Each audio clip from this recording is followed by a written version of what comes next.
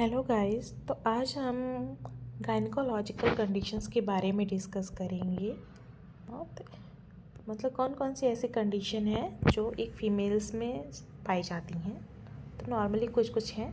तो सबसे पहला इसमें है डिस्मेनोरिया। डिस्मेनोरिया क्या होता है कि मेंस्ट्रुएशन के समय अगर फीमेल को सीवियर और फ्रीक्वेंट मेंस्ट्रुअल क्रैम्प्स हो रहा है और साथ में पेन भी हो रहा है तो उसे हम डिस्मेनोरिया कहते हैं। और ये स्टार्टिंग के 1 to 3 डेज तक में होता है मेंसेस के टाइम पे। और 20 स्टार्टिंग के जो 24 आवर्स होते हैं, मतलब शुरुआती के जो 24 घंटे होते हैं उसमें ये सबसे पीक लेवल पे होता है और धीरे धीरे दूसरे से तीसरे दिन में ये कम होने लगता है। जो इसका पेन होता है वो यूजुअली बहुत शार्प होता है, इसमें क्रैम्पिंग्स भी होती हैं और लेग्स में भी ये अफेक्ट करता है। Types of dysmenorrhoea. Dysmenorrhoea 2 types के होते हैं। पहला है primary dysmenorrhoea and secondary dysmenorrhoea. तो प्राइमरी डिस्मेनोरिया जो होता है, अगर टीन एज की जो स्टार्टिंग पीरियड होती है, मतलब मेंसेस जब स्टार्ट होता है किसी भी फीमेल का, उस टाइम पे अगर फीमेल को डिस्मेनोरिया हो रहा है तो वो प्राइमरी डिस्मेनोरिया है। और अगर इसके अलावा अगर ओल्ड एज में किसी बीमारी की वजह से कोई डिस्मेनोरिया हो रहा है फीमेल को तो वो सेकेंडरी डिस्मेनोरिया में होता है, कहलाता है।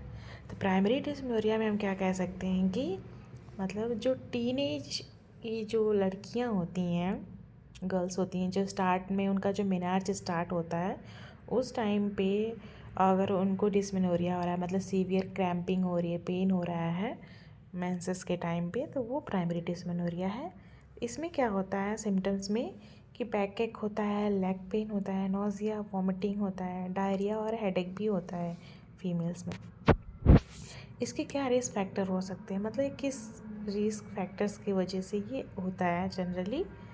पहला तो मैंने बताया कि अगर अर्ली एज में उसका मेनार्ज स्टार्ट हो गया, उस टाइम पे नली पैराइटी की कोई है, हैवी या प्रोलॉन्ग्ड मेंस्ट्रुअल फ्लो हो रहा है, स्मोकिंग या फिर कोई हिस्ट्री रही हो, अल्कोहल की हिस्ट्री रही हो, या फिर कोई फैमिली हिस्ट्री रही हो पॉजिटिव जिसमें ऐसा कुछ था, या फिर ओबिसिटी भी एक रीज़न होता है, ठीक है, प्राइमरी डिस्मेनोरिया का।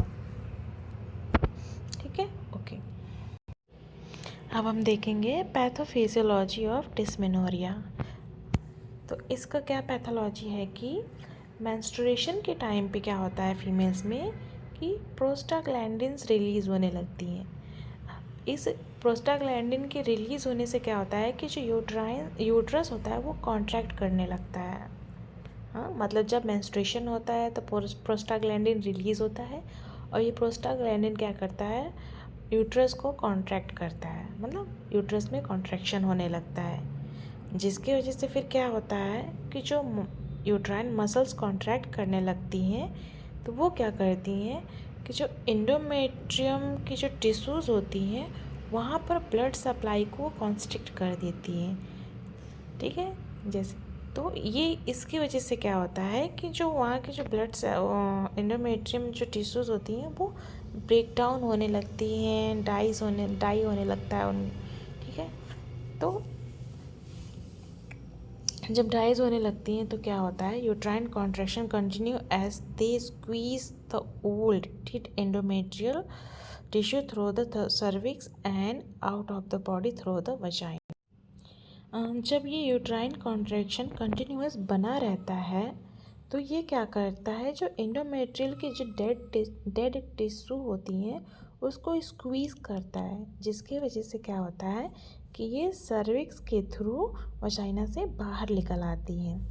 तो ये क्या चीज़ को फिर लीड करता है कि it leads to temporary oxygen deprivation to nearby tissue are responsible for the pen.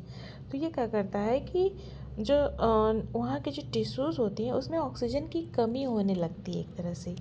जब ये कमी होने लगती है ऑक्सीजन की तो ये किस चीज़ को के लिए रिस्पॉन्सिबल होता है, ये पेन के लिए रिस्पॉन्सिबल होता है।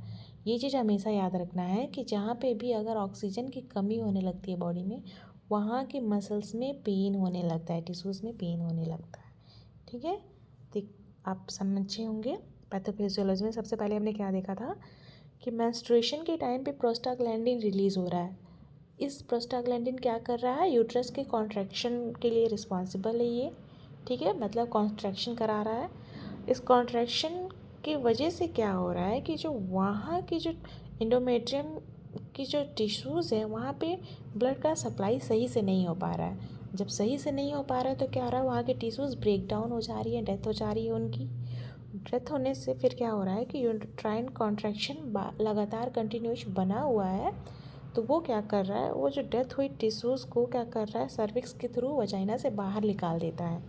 जब ये बाहर निकाल देता है तो वहाँ पे क्या होता है, इस किस चीज़ को लीड करता है, ये टेम्पररी ऑक्सीजन डिप्राइवेशन को लीड करता है। जो टिश्यूज़ में ऑक्सीजन की कमी होने लगती है, जब ये कमी होती थी किस चीज़ के लिए रिस्पॉन्सिबल होता है, पेन और क्रैम्प्स के लिए रिस्पॉन्सिबल होता है। इसलिए पेन और क्रैम्प्स होते हैं डिस्मेनोरिया में। इसके बाद हम देखेंगे sign and symptoms of dysmenorrhoea. मतलब क्या क्या हमें साइन एंड सिम्टम्स दिखाई देंगे अगर किसी फीमेल को डिस्मेनोरिया होता है तो सबसे पहला तो इसका मेन सिम्टम्स क्या होता है कि जो लोअर एब्डोमेन है, अम्बिलिकल रीजन है, सुप्राप्यूबिक रीजन है, वहाँ पे सबसे ज़्यादा पेन होगा, क्रैम्प्स होंगे। हाँ, सबसे मेन सिम्टम्स इसका यही है। ठीक है, कि एब्डोमेन रीजन में, अम्बिलिकल रीजन में और सुप्राप्यूबिक रीजन में पेन होगा। और देन अदर सिम्टम्स में क्या क्या हमें देखने को मिल सकता है कि नोज़िया होगा, वॉमिटिंग होगा, डायरिया एंड कॉन्स्टिपेशन हो सकता है, headache, dizziness, disorientation, hypersensitivity to sound, smell, fainting and fatigue, ये सारे सिम्टम्स भी साइड में देखने को मिल सकते हैं। अब हम डिस्मेनोरिया को डायग्नोज कैसे कर सकते हैं, तो सबसे पहले इसके लिए हम क्या करते हैं कि हिस्ट्री कलेक्शन करते हैं। हिस्ट्री से भी पता चल जाता है कि पेशेंट को डिस्मेनोरिया इससे पहले भी था कि नहीं था, अभी है उस चीज़ के लिए। देन उसके बाद हम क्या कर सकते हैं, पेल्विक एग्जामिनेशन कर सकते हैं, साथ में अल्ट्रासाउंड कर सकते हैं, एमआरआई भी किया जाता है जिसको मैग्नेटिक रेजोनेंस इमेजिंग टेस्ट के नाम से भी जानते हैं, लेप्रोस्कोपी करते हैं, हिस्ट्रोस्कोपी करते हैं, सीबीसी भी कर सकते हैं, एंजाइम इम्यूनो एसिड भी टेस्ट किया जाता है, डीएनए प्रोब टेस्टिंग भी करते हैं, एरिथ्रोसाइट सेडिमेंटेशन रेट भी, इसमें ईएसआर भी चेक किया जाता है। ठीक है, तो ये सारे हम टेस्ट करके उसको डायग्नोज कर सकते हैं कि उसको डिस्मेनोरिया है या नहीं। Basically sign and symptoms and और हिस्ट्री कलेक्शन से भी पता चल जाता है। देन उसके बाद हम देखेंगे management of primary and secondary dysmenorrhoea. हाँ, तो दोनों का मैनेजमेंट अलग होता है। प्राइमरी डिस्मेनोरिया का मैनेजमेंट अलग रहेगा और सेकेंडरी डिस्मेनोरिया का मैनेजमेंट अलग होगा। तो सबसे पहले हम देखेंगे कि प्राइमरी डिस्मेनोरिया में हमें क्या करना चाहिए।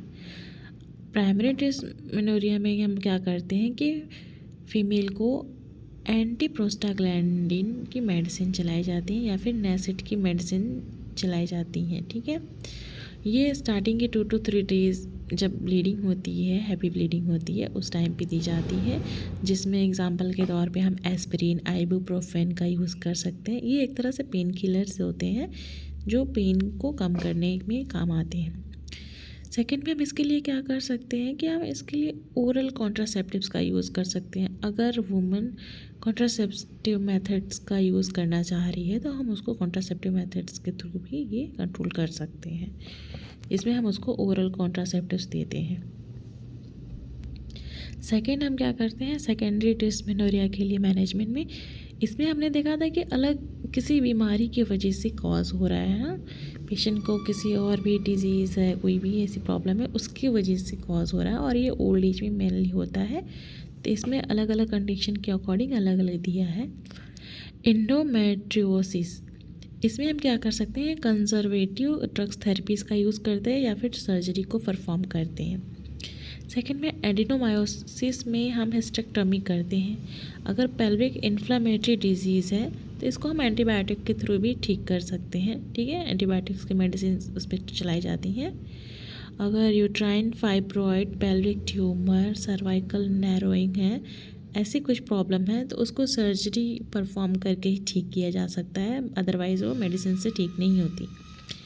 ठीक है, और अगर किसी इंट्रायूट्राइन डिवाइस की वजह से उसको डिस्मेनोरिया हो रहा है ओल्ड एज में, तो उसके लिए हम एंटी प्रोस्टाग्लैंडिन ड्रग्स का यूज़ करते हैं। और साथ में इसमें हम क्या दे सकते हैं, न्यूट्रिशनल सप्लीमेंट देते हैं जिसमें ओमेगा 3 फैटी एसिड होता है, magnesium, vitamin E, zinc and thymine, ये सप्लीमेंट्स भी हम यूज़ करते हैं इसके ट्रीटमेंट में। और अगर पेशेंट को विदाउट ड्रग के हमको ट्रीट करना है तो उसमें हम एक्यूपंक्चर और एक्यूप्रेशर का भी यूज़ करते हैं। देन लास्ट हम देखेंगे कि नर्सिंग मैनेजमेंट हम क्या कर सकते हैं डिस्मेनोरिया में। तो नर्सिंग मैनेजमेंट में सबसे पहले हम क्या करेंगे कि जो पेशेंट है उसको हॉट बाथ लेने के लिए बोलेंगे, जिससे उसका यूट्रस रिलैक्स हो सके। ठीक है, अगर उसका कॉन्ट्रैक्शन कम हो जाएगा, थोड़ा रिलैक्स हो जाएगा, तो उसका पेन भी कम हो जाएगा। दूसरा इसमें क्या करते हैं कि पेशेंट के एब्डोमेन पे हीटिंग पैड हम यूज़ करते हैं ताकि उसको थोड़ा सा आराम मिल सके। और इसमें पेशेंट को एक्सरसाइज करने के लिए बोलते हैं रेगुलर, उसको खासकर एरोबिक एक्सरसाइज करने के लिए बोलते हैं, जिसमें कि वॉकिंग हो सकता है, स्विमिंग हो सकता है, रनिंग, बाईसाइकिलिंग। ठीक है, एरोबिक डांस भी होता है इसमें। ये क्या करता है, क्रैम्प्स के जो सिम्टम्स होते हैं उसको कम करने में ये हेल्प करता है। और इसमें एक ये भी है कि अगर कोई वुमन पेनफुल पीरियड को का कंप्लेन करती है तो एक नर्स को ये जानना ज़रूरी होता है कि उसे कब रेफ़र करना है, कब मेडिसिन चलानी है, कौन सी मेडिसिन चलानी है, कहाँ रेफ़र करना है, और कौन सी कंडीशन में उसे फॉलोअप के लिए बुलाना है। ठीक है, तो रेफ़र कब करना है कि जब हम उसको सारे मेजर्स यूज़ कर चुके हों फिर भी उसको पेन से रिलीफ ना मिल रहा हो, तो हमको उस कंडीशन में उसको रेफ़र करना है। मेडिकेशन क्या आता है, इसको हम प्रिस्क्राइब एज़ पर प्रोटोकॉल, मतलब प्रोटोकॉल के अकॉर्डिंग ही उसको मेडिकेशन देना है, प्रिस्क्राइब जो करना है। और कहाँ रेफ़र करना है, हायर मेडिकल फैसिलिटी में उसको रेफ़र करना है जो हमारे नियर बाय हो, मतलब जो हमारे आसपास हो, नज़दीक से हो, और अपने से हायर पे। अगर पीएससी पे अगर पेशेंट आया है और वहाँ पे उसको ट्रीट नहीं हो पा रहा है तो उसको सीएससी भेजना है, उससे हायर लेवल सीएससी भी भेजना है, या फिर डिस्ट्रिक्ट हॉस्पिटल में आप उसको रेफ़र कर सकते हो। फॉलोअप के लिए भी पेशेंट को बुलाते हैं उसके कंडीशन पे, अगर पेशेंट को रिलीफ हुआ कि नहीं हुआ उसके अकॉर्डिंग उसको फॉलोअप के लिए भी बुलाया जाता है। तो ये पूरा टॉपिक हमारा आज का था डिस्मेनोरिया पे। Thank you.